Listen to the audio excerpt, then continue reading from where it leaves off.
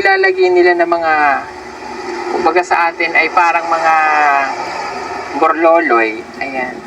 Napaka-pretty mo. Si Nanay Lorna, nakita ko lang siya nagdamit ng ganito, pero wala siyang ganito. Nakalipistik ka pa, ha? At nagkatsinelas siya. At nakatsinelas ka ngayon, ha? Ang ganda-ganda mo, Nanay Lorna. Oh, di ba? Anong tawag sa'yo, ba't nakaganyan ka? Karaan. Ha? Ata. Ata. Sa Manubo. Oh, okay. Ata Manubo. Ha? Uling? Oo. Uling. Uling, at least a natural. Oh, it's a natural organic makeup, kumbaga. Oo.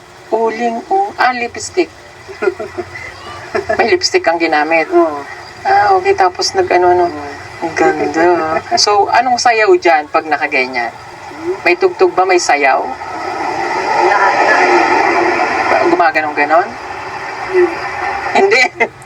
Anyway, yung gumaganyan-ganyan. Okay, maganda ngayon ni Nanay Lorna. Anyway, ito yung bahay ni, Coneta. O sige, puntahan ko muna siya doon, ha. O, balik ka muna sa imong balay. Halika.